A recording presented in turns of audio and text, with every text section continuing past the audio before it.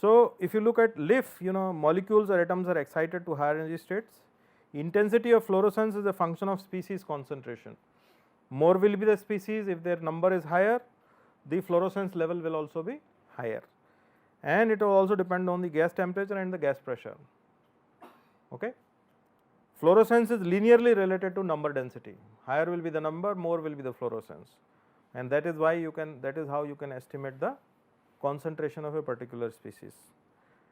Spectral absorption regions are discrete. That means, for different gases there is a the spectral the fluorescence wavelength spectrums are not really overlapping, they are discrete, they are separate from each other. Fluorescence occurs at wavelengths which is greater than or equal to laser wavelength. So, fluorescence wavelength mostly is higher than input laser wavelength. Okay. So, a chemiluminescence detector is used to control the intake NO concentration during calibration measurement and additional exhaust NOx measurement for the different operating. I think this is not very important. So, this is the experimental setup which shows. So, here you have a flame. Okay. If you are interested in doing an engine experiment, you can replace this flame with a optical engine. Okay. So, you are through a lens you are focusing the laser light inside the point of measurement where you want to do the measurement. So, when you are focusing the laser light, what will happen in that small volume where the focus is taking place, you will have species getting excited to a higher level, and then what will happen? They will fluoresce, and this fluorescent signal comes through a filter. What is this filter? What are you filtering out? Incident light. Suppose there is scattering happening. If there are particles present in that area, they are scattering the light. So, you would like to remove that. So, whatever is this incident light wavelength, you filter it out. Only the fluorescent signal passes through this. Okay. And from here you bring it to a slit, and from here you have a mirror, these kind of a mirror arrangement. Basically, you are doing the spectral separation, and once you do spectral separation, all the wavelength, discrete wavelengths will be separated out, and then they are put on a chip. Chip detects it, and finally, this is the spectral axis. So, you will know at what wavelength what is the intensity of the light that you are getting, and once you are getting this, you can figure out what will be this species concentration of different combustion species in this particular zone from where the fluorescence is taking place. Okay. So, here you get all the different wavelengths and their intensities, and by doing the interrogation of this, you can figure out at this zone what are these species. So, for example, if there are OH radicals available, NO, O2, CnH2m, H2, H2O2. So, all these species at this location can be actually figured out. Also, the pollutant that are being formed, rotational and vibrational temperatures at this, spray injection, liquid gas transitions, velocity field, droplet size. So much of information you can actually figure out by doing the laser induced fluorescence. In this particular experiment, you can figure out the pollutant formation and the formation of these species. For other things, you have to make different experimental setups dedicated to or customized to what you really want to measure. Okay. So, now LIF is different types of LIF. LIF is just a general family. If you do, so LIF, I told you this is a point LIF. If you do a planar LIF 2D sheet, so this is called planar laser induced fluorescence. So, that means here the sheet of the laser light is used to excite, and this causes, you can actually do 2D imaging. So, all the species that are formed in a 2D plane can be figured out using PLIF. LIPF is laser induced planar fluorescence to avoid quenching. Short lived quantum states are excited, and these pre-dissociative states are so fast that no collision occurs during their lifetime. And there is a tracer LIF, here the medium is seeded with proper tracer material to make it visible or to observe its mixing with the other medium. So, you do different things. Now, when it comes to studies of the LIF, application of LIF into engines, there are certain configuration. I just wanted to give you a flavor of how it looks like. So, this is just a spark ignition engine. This is called optical accessible direct injection gasoline engine. So, basically it is a GDI engine. Okay. So, this is the Pentrufe cylinder head, you can see this here. These are the intake and exhaust valves. This is a spark plug given here, and here you are having a laser sheet. This is all quartz, and what you have here is piston, extended piston here, and this is the mirror. Okay. So, you have the laser coming here. So, this will excite all these species in 2D plane, and then through this charge coupled device camera, CCD camera, you are looking bottoms up. Okay. Now, this is just a simple arrangement close to the engine, but when it comes to a more complicated arrangement, you can look at this. There is a KRF laser beam which is emitting light at 248 nanometer. Then there is a Raman shifter. Raman shifter shifts the wavelength to 276. And then there is a photodiode. Here you are basically measuring the laser power, how much power is being generated. And there is a neodymium YAG third harmonic. I told you neodymium YAG is 1064, second harmonic is 532. If you do third harmonic, this is 355 nanometer. So, here again you have a beam splitter. One side goes to photodiode, and that tells you how much is the laser power that is being generated by this. The remaining beam from here and from here, both sides goes here, and through this mirror it passes through the engine. Okay. Engine means engine combustion chamber, and it is optical quartz. And then in the end you put a beam dump. Beam dump is important because the laser beam goes, and if it hits a mirror, it can hit somebody in the eye and make him blind. So, it is important that you put a beam dump. So, beam dump is that the light enters, but it gets lost inside. It is reflected so many times, it gets absorbed and nothing comes out and makes the environment safe. Here you have the piston just like here, and here you have a mirror. So, once you have put this, what will happen? It will cause excitation here. So, this fluorescence signal will be picked from here, and here you bring it, the fluorescence signal. Here you have a beam splitter. That means whatever fluorescence signal is coming, you will divide it into two separate parts of 50-50, and then you put one filter of 276 here. So, it will tell how much is the energy fluorescence for 206 taking place, and here you have filter for 355. Okay. So, this using these two you can actually figure out, because some species will be excited by this, some species will be excited by 276. So, by combination of these two ICT cameras and a delay generator and a camera control, you can actually figure out what is the laser induced fluorescence that is taking place in the engine combustion chamber, how much are these species that are being formed. So, LIF imaging measurements based on the in cylinder formed formaldehyde and 3-pentanone as a fuel tracer under controlled auto ignition conditions. Fuel consists of normally different fuels mixtures are used here, 50% normal heptane and 50% isooctane is used. So, so this is how it is done. I think this is a one case study. So, here also the same kind of arrangement is shown. This is the engine combustion chamber, this is the piston, here you have the mirror. Okay. So, basically here you have the laser coming out, and through cylindrical lenses you make a sheet and let it pass through here. Here the species get excited through this mirror, they come here, and then you have dielectric mirrors, filters, and this captured here by the ICCT camera. You can do spectroscopic setup using this.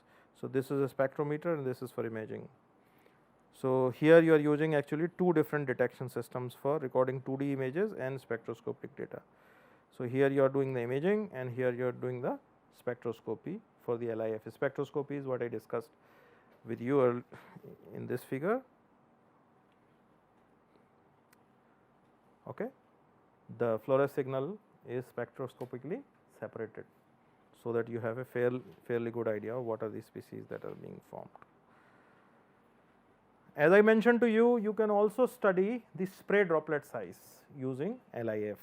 So, this is one such setup for the spray imaging. So, LIF to visualize flash boiling effects for the development of GDI engine sprays. So, basically here you have a pressurized chamber which you can heat if you are interested in flash boiling, and what you are doing is that you know, you have the excimer laser here, and the hexagonal laser beam come here, and then here you have the optics, you make a sheet, you take the beam this side, another set of optics. So, basically in the chamber from both sides you are putting the laser beam in, and that is going to, the beam is going to interact with the spray droplets and is going to heat them up, flash boiling will take place, and because of that flash boiling there will be spectroscopic wavelength generation. You know, there will be different wavelengths which will generate because of the fluorescence.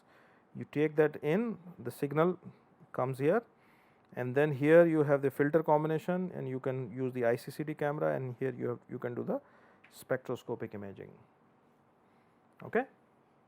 So, 50% signal goes this side, 50% signal goes this side. Okay. So, this is how LIF can be actually used for spray evaluations, flash boiling, spray droplet size distribution.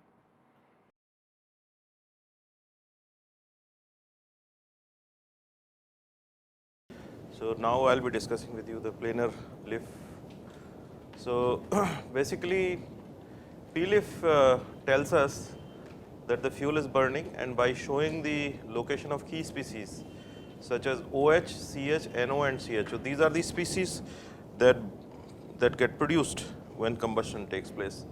So, it tells you the location of these species inside the flame front or in the combustion environment. For example, you know, if this is a flame, okay, it will be able to tell you what are the locations where these species are forming. So, this is only possible using PLIF. Okay. For example, this is a flame, and if you want to look at the OH radicals, so this will tell you where the OH radicals are forming and their concentration. Okay. So, this is a very useful tool. Similarly, some other species in a flame front can be looked at, and you will know exactly where which species are forming. So, this is one big advantage, that you can identify the species forming inside the flame front, and you can displace this flame front with a engine combustion chamber to see where the species are forming inside the engine combustion chamber. So, this is just one simple example, but application of PLIF in the engine is not as simple as it is in the case of burners or flames. Okay. It is extremely challenging in case of engines, and there are very few groups who have been able to demonstrate the PLIF inside the engine. So, you know, if combustion PLIF, you have to understand that the combustion PLIF is detecting the molecules and not the particles. Okay. So, this is a very important thing. Then the species whose molecules you are interested in, they absorb the laser light and then they emit fluorescence. I have already told you the working principle, and then you are collecting the fluorescence light and then analyzing it by the fingerprinting spectra, and then we examine the intensity of these light and spatial variation, that means how it is varying in the space. Okay. So, it is also possible to relate the image intensity to the temperature and the concentration of a particular species. For example, if this is the image where we have looked at OH radicals, okay, then we can analyze, and in this flame, this is the zone where the OH concentration is present, and how much is the concentration is also seen here. This is just one flame. Okay. This is the flame, and this is the analytical result of OH fluorescence intensity inside a flame. Same way you can figure out what is the OH intensity inside the internal combustion engine flame front, especially in the case of spark ignition engines. Okay. So, I think these are just the details. A target species within the plane sheet absorbs the light and then get excited. Higher energy state decays, and then it emits a photon which is collected as a fluorescence. This is collected on a CCD image, and then it is interpreted and analyzed. So, what are the measurements that are possible with PLIF? So, one is that you can figure out what is the temperature or concentration of a particular species in the combustion region. Okay. So, you can, using this, you can figure out what is the heat transfer rates, mass transfer rates, mixing process of fuel with the air. Okay. So, all these things you can figure out. You can also figure out pH. pH is possible, but pH measurement using PLIF is not very common. It's not, it's only very special applications where it is done. So pH is not really a routine application. Species measurement, I mean, you have to look at chemical reaction intermediates such as OH, CH, etc. So you can figure out all these intermediate chemical species which are a marker of combustion taking place. So you can look at combustion, flames, and you can also do engine studies. Pressure, so requires calculation based on temperature and concentration. So if you want to figure out what is the pressure at different locations in the flame or in the combustion chamber, you have to first figure out the temperature and concentration of species, and then you can do the calculations for pressure, localized pressures. Okay, so these are the measurements which are possible with PLIF. Of course, these are extremely challenging in an environment, engine environment. So if you look at the components that are used for PLIF systems, just like we have done it for PIV systems. So one of the first component, as you understand, is that you have to have some kind of a illumination source or some kind of a source which will excite the molecules. So this, for this you need a laser, and this laser could be many types. For example, it could be a dye laser, it could be a neodymium YAG laser, frequency doubling and frequency, 4 times frequency and 2 times frequency lasers of neodymium YAG. And then you have to have the beam delivery mechanism and light optics. Okay. So beam delivery mechanism really means that suppose you have a laser, and then you have combustion chamber somewhere else. So there are optical arms. So from the laser head, they will take in a particular zigzag manner to the location where the experiment are being done. Okay, so this is the beam delivery mechanism. These are through the optical arms. And then light sheet optics. Light sheet optics we have already discussed. Light sheet optics is where, see, this is PLIF, planar laser induced fluorescence. So you have to make a thin plane.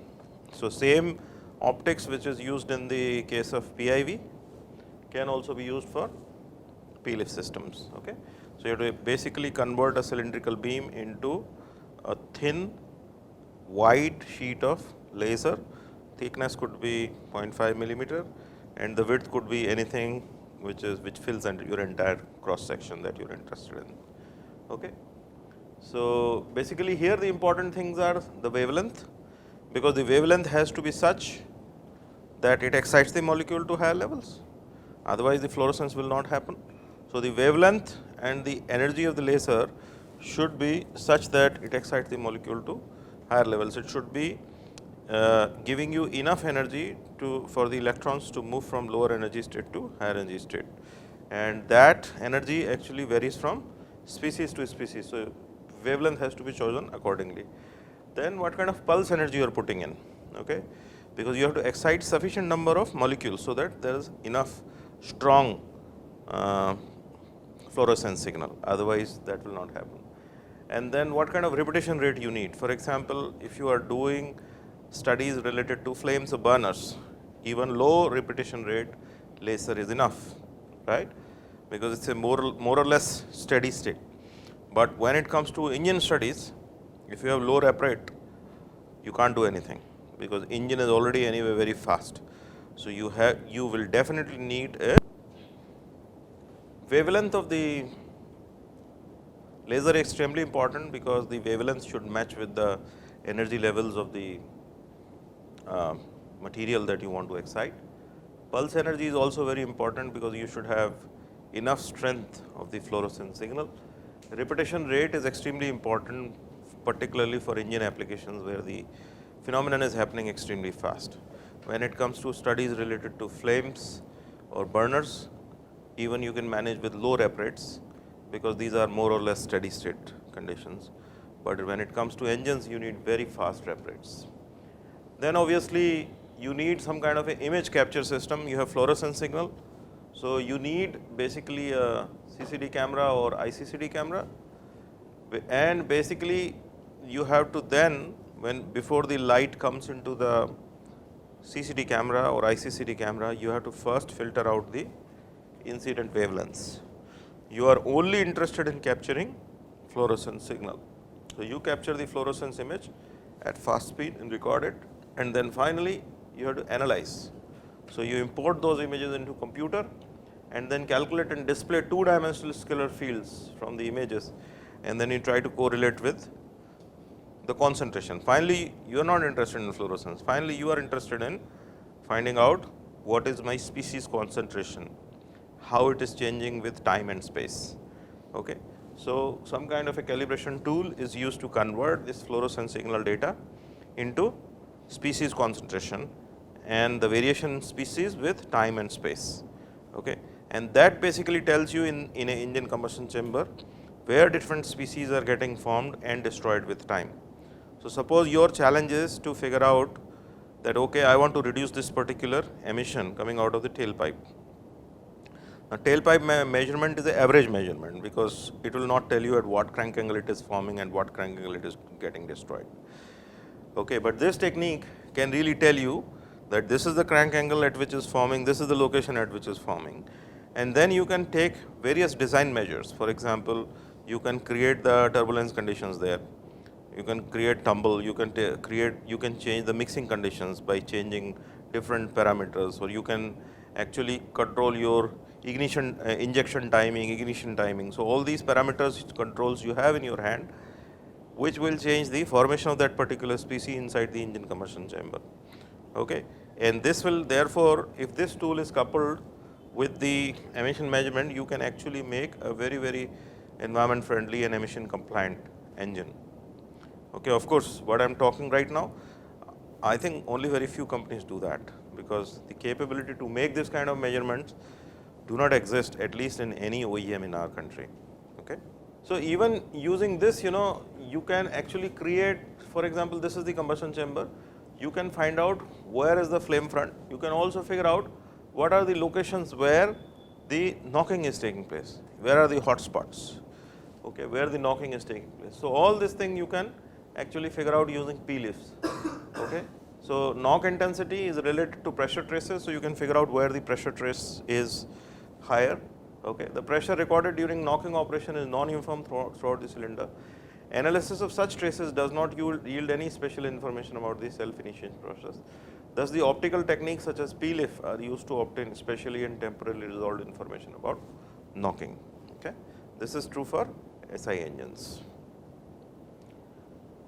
Now, how it is done in an engine? So, basically this is a optical engine, and this is the quartz glass cylinder, and then you have washer, and then you have some ring, and this is your retainer, and then you have bolts, and this is attached to the bottom part. In the cylinder you have a pressure transducer, then you have a spark plug. Okay. So, this is the top part. Okay. So, this is the 3D view of the cylinder head equipped with optical axis. So, you can actually put laser through it. When you put this inside this system, this is the P-lift system, okay, planar laser induced fluorescence system. So, this cylinder head is put here. What you have is, this is the optical part, okay, and here you have the optical axis for signal output. You have to also understand that this is for P-lift, things are more complicated. Reason is that the top part has to be transparent as well. So, it is not that you have a metal cylinder head like the one that you saw in the lab. It has to be top transparent, because your signal output will be taken from here. So, therefore, pressure transducer and spark plug are put sidewise.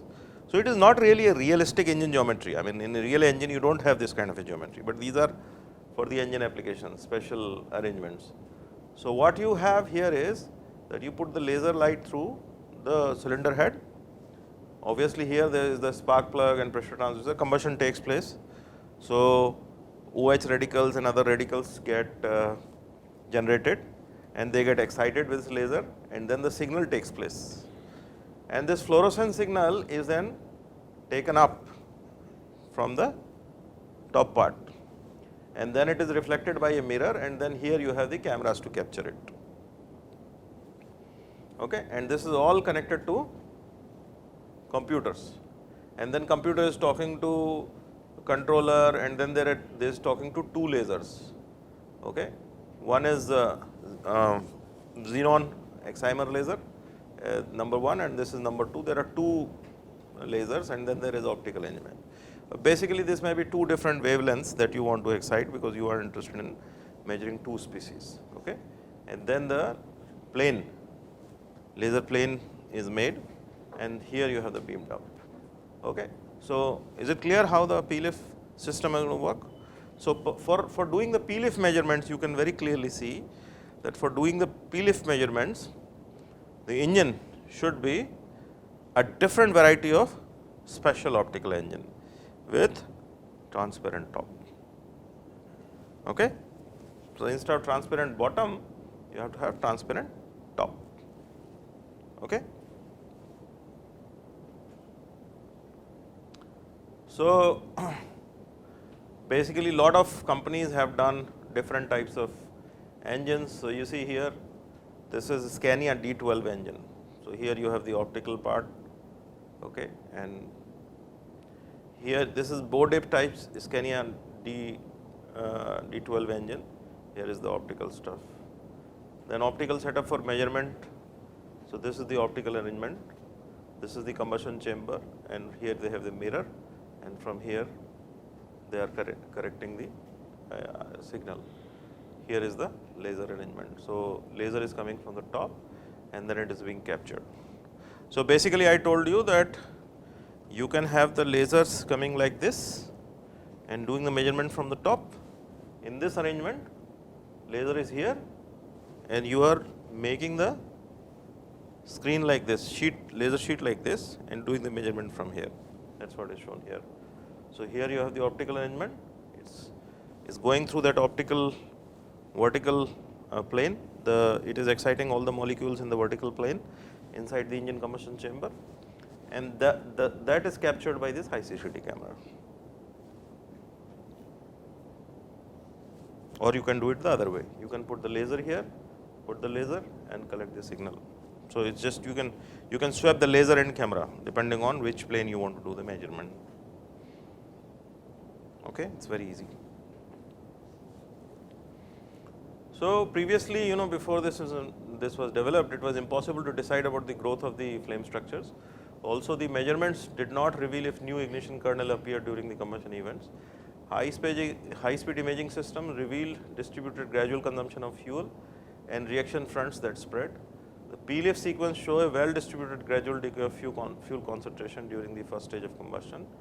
During the later part of the combustion process, the fuel concentration images present much more number of structures with distinct edges between islands of burnt fuels and products. So, there are different islands where independent combustion is happening. Intensity histogram reveals that the transition from fuel to products, fuel to carbon dioxide and vapor in the HCCI engine is a gradual process. So, it does not happen immediately, it takes a slow process. So, this was only possible by PLIF process, before that it was just a matter of speculation. So, the engine configuration, laser seat orientation and either air fuel ratio do not influence the general result. Okay? Any questions on LIF? So, I hope you have understood. So, next process that I am going to discuss is laser induced incandescence. What is incandescence? Have you heard about incandescent lamps? Yes, we use it all the time. So, incandescent lamps means that you heat the material to a temperature where it starts glowing and it start emitting light or photons of some wavelength. And if you do the analysis of that wavelength, you will have information about the material. Every material will emit the wavelength of a certain light of a certain wavelength, right. So, that is what is laser induced incandescence. So, basically the principle is that you use an intense laser light is used to illuminate and slice the reactive particle flow at user defined locations. So, basically it is very simple. You are interested in measurement of particles. Particles are sooty particles, carbonaceous particles. You put high intensity laser. So, when you put laser is What is laser?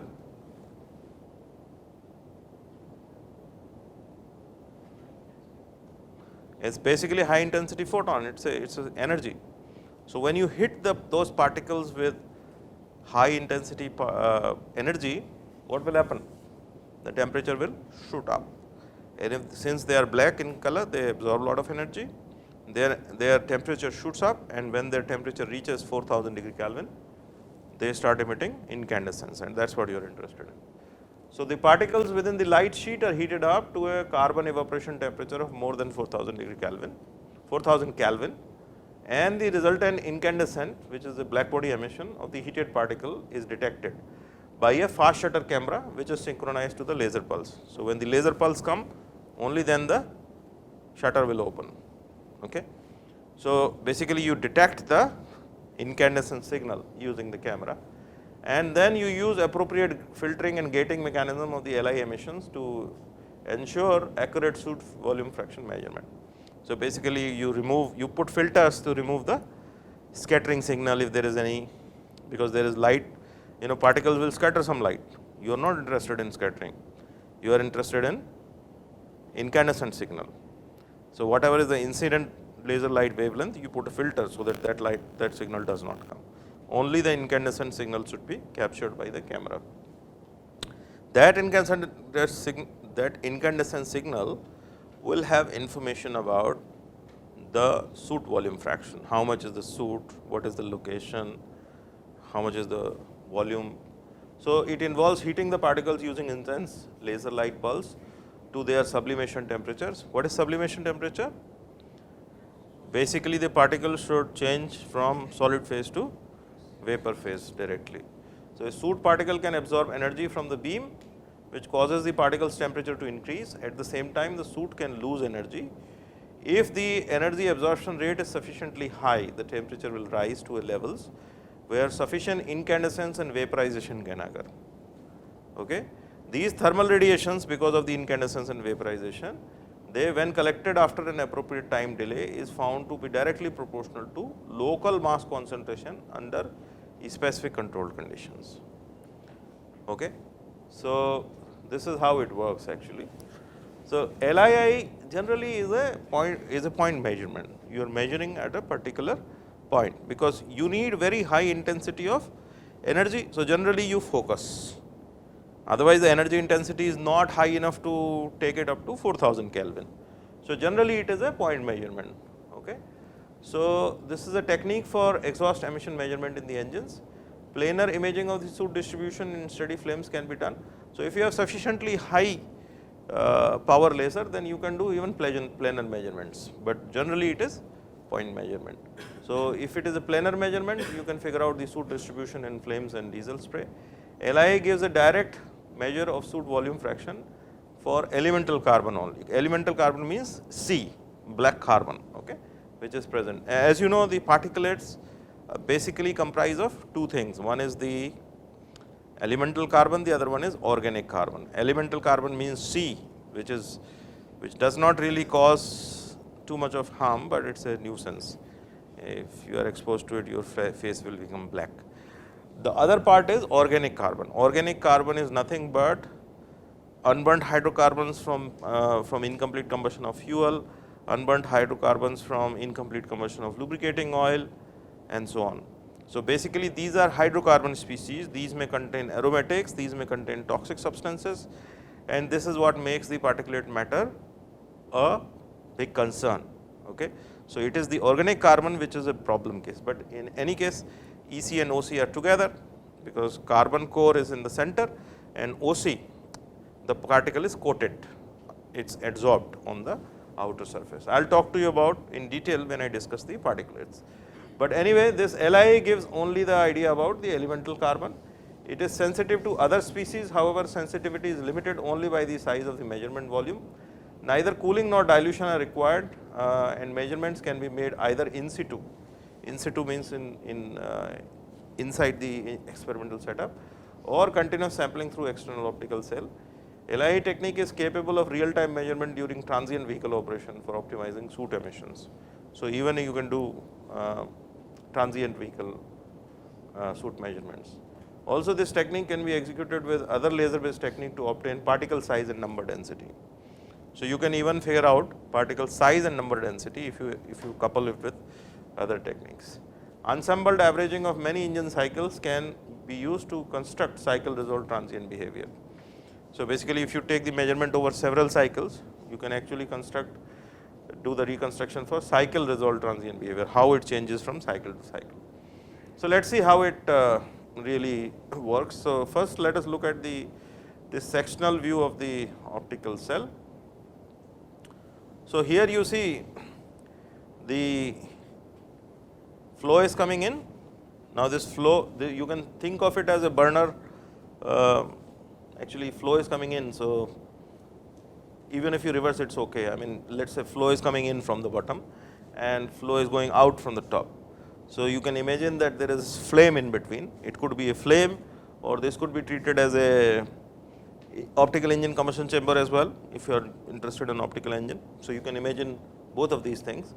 So from one side you are firing the laser. So if you have very high power laser, you will put a sheet through it.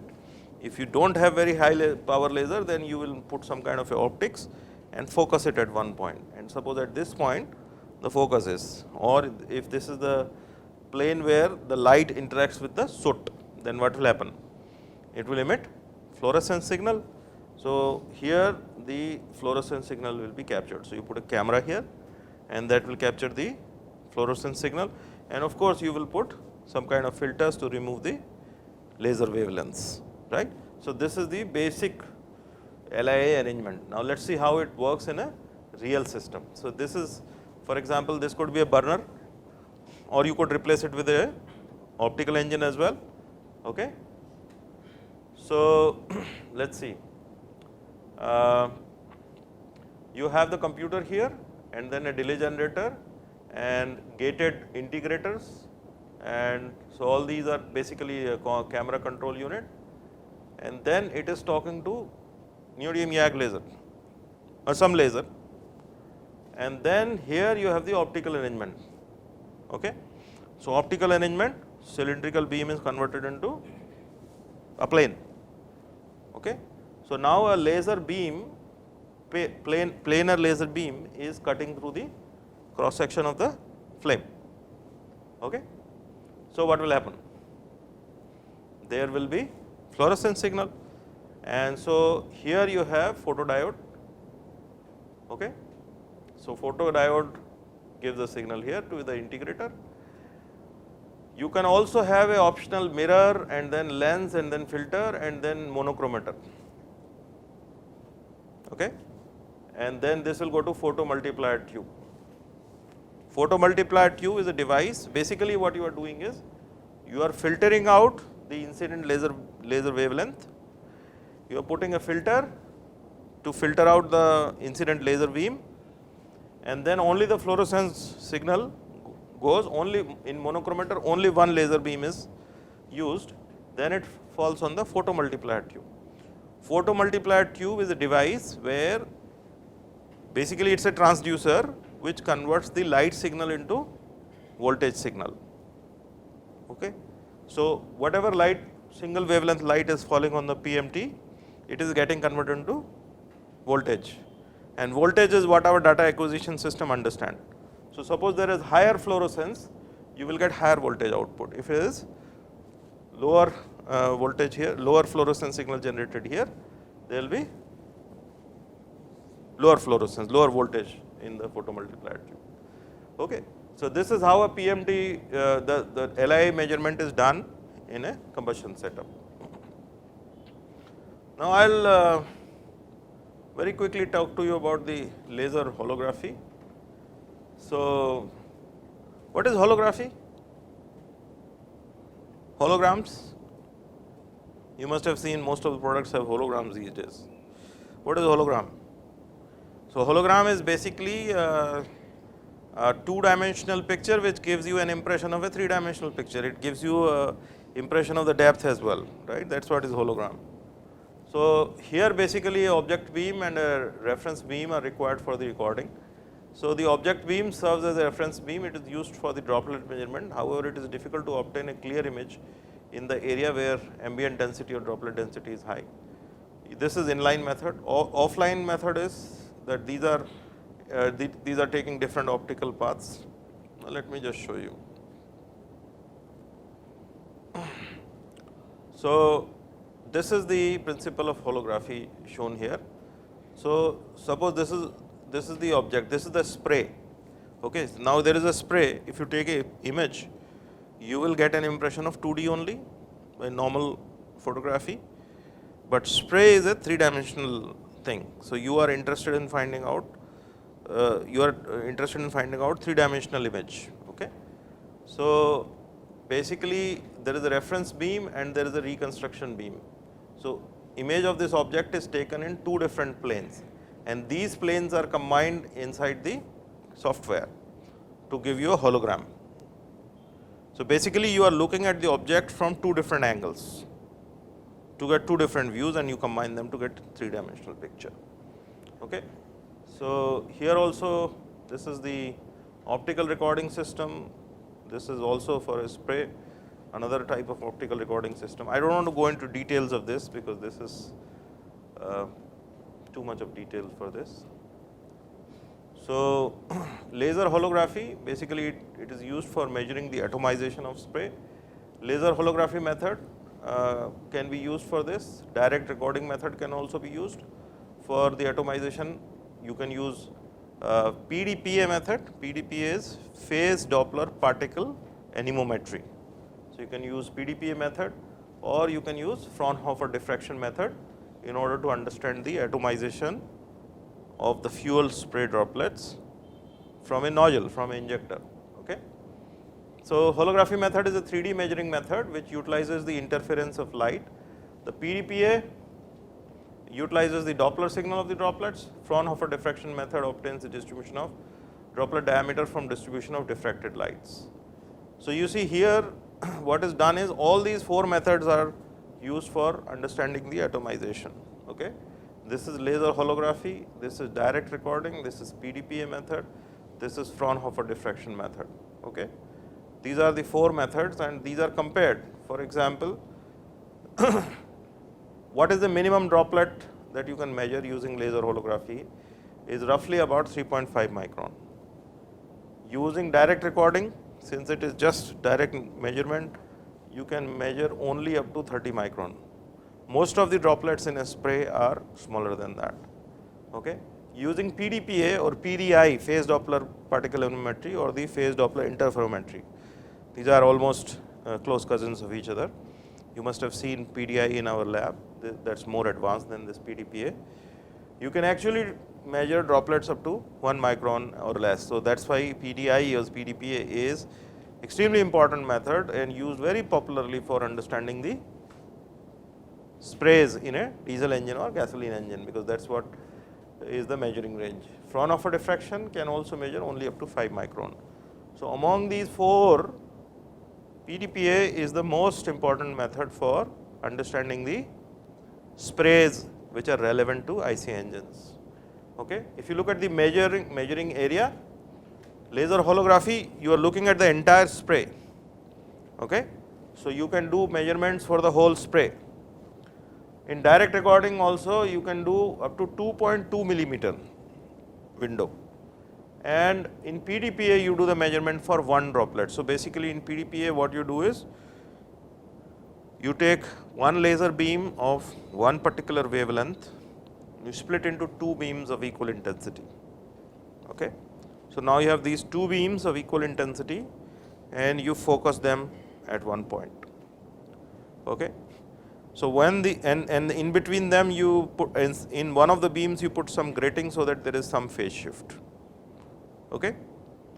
So, when 2 beams of the same wavelength, when they interact, what happens? You must have done this experiment in class 8th or 9th.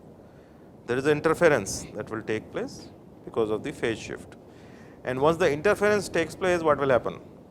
You will have alternate dark and bright fringes. Now, you imagine that there is alternate dark and bright fringes and a droplet, spherical droplet of liquid is passing through them. So, when it passes through the bright fringe, what will happen? It will scatter light, Mie scattering, right? Droplet is quite large compared to the wavelength of the light, right? So, Mie scattering will take place and you capture that signal. When it passes through the dark fringe, nothing will happen, no scattering, because there is no light. Then again it passes through the bright fringe. Now, imagine instead of a small droplet, a big droplet is passing, then what will happen? You will have a big signal, right? Because the size is large, so scattering will also be large. Mie scattering, remember the fundamental, larger is the size, more will be the scattering signal, scattering intensity, light intensity, right. So, the signal which was small, now it will be big. So, now signal height is dependent on the size of the droplet. Second information, suppose the droplet is slow, okay, one size droplet, it is slow. So, then this will be the signal. If the droplet is fast, then the signal will have the same amplitude, but it will be thinner. Instead of this big signal, you will have only this signal. So, what does it mean? It means that using the PDI signal contains information about the size and the velocity, right. Both informations are available. None of these technique is capable of giving both information. Number one, the sizes it can go, it is doing single droplet measurement, because only it has. So, basically you take two beams, you make a measurement volume which is 100 micron size. 100 micron means thickness of your hair, okay, very small size, and then whatever droplets are passing through it, you are capturing that signal. Now, imagine if this pinhole or the measurement volume, instead of one light, if you put 3 different lights in 3 different planes, okay, x, y and z. So, such that all 3 beams are coming orthogonally. So, at this point 3 different wavelengths are coming. So, now when the droplet passes, it will scatter 3 different wavelengths, right, and you capture that. So, it will have information about the size, and it will also have information about the droplet velocity in 3 directions, x direction, y direction and z direction. That is called 3-dimensional phase Doppler interferometry. Okay. This is the more advanced version of PDPA. So, in PDPA we are doing the measurement of one droplet. In Fraunhofer diffraction, again a circular measurement of 2 millimeter diameter is what is possible. 3D structure analysis of spray.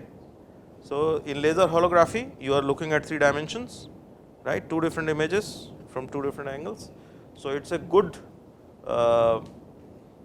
3D analysis you can perform using laser holography, because both the images are captured from the same spray. Direct recording is very poor 3D structure analysis you can do, because although the event is happening in 3 dimension, but you have captured the image in 2 dimensions. So, it is very difficult to figure out which droplet is in the front, which is in the back. Okay, so, it is a poor 3D analysis. In PDPA, well, it is just mediocre 3D analysis you can perform. In Fraunhofer also it is very poor. Measuring non-spherical droplets, in this case is quite good, in this case it is quite good, in this case it is very difficult, very poor, and Fraunhofer diffraction it is very poor. Measuring time for all these is mediocre, and for this it is good. So, this is basically a comparison of 4 different techniques that you can use for measuring spray atomization, which is extremely important for IC engine applications. Okay. Laser holography method can record the shape of each droplet in the entire spray area and the spray distribution with one recording. The drawbacks of laser holography is the droplet measurement in high density fields and long analyzing period. So, basically when you have high density, what happens? All the droplets will basically, when you capture, they will look like, they will smudge, they will overlap, the images will overlap. Okay. So, its image quality will not be very good, and then it will take a very long analysis period for the laser holography.